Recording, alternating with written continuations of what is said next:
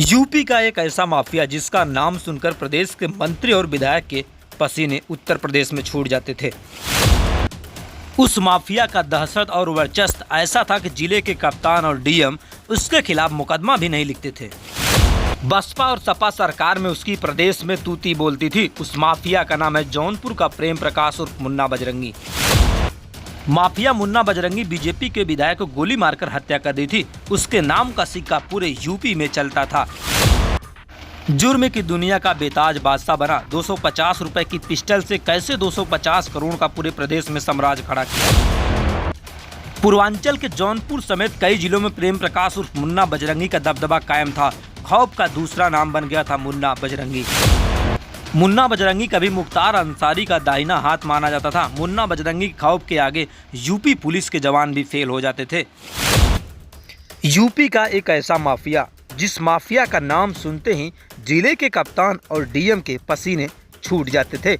लोग तो ये भी बताते कि उत्तर प्रदेश सरकार के मंत्री और विधायक भी उसके नाम से खौफ खाते थे। जी हाँ, उस माफिया का नाम है जौनपुर जिले का प्रेम प्रकाश उर्फ मुन्ना बजरंगी। जी हाँ, वही मुन्ना बजरंगी जो 250 रुपए की पिस्टल से 250 करोड़ रुपए का पूरे उत्तर प्रदेश में एक बड़ा साम्राज्य खड़ा किया। उस साम्राज्य के आगे बड़े बड़े नेताओं की आपको बता दें कि उसके सामने पसीने छूट जाते थे। और जिस तरीके से यूपी पुलिस में उसकी एक अलग दहशत थी।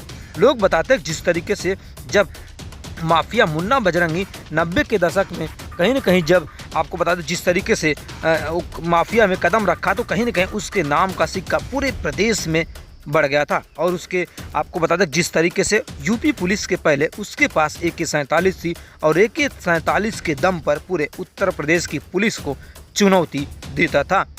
और आपको बता दें जिस तरीके से बसपा और सपा की सरकार में प्रेम प्रकाश और मुन्ना बजरंगी की तूती बोलती थी।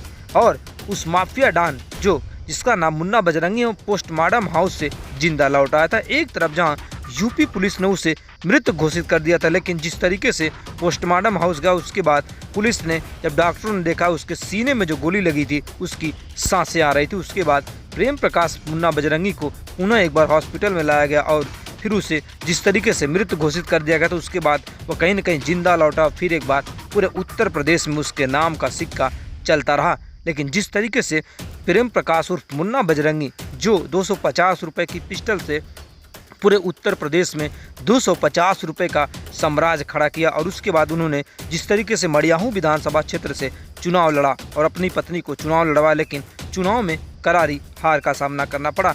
लेकिन ये भी लोग बताते कि अगर मुन्ना बजरंगी आज अगर जिंदा होता तो जौनपुर की लोकसभा सीट से चुनाव लड़ता।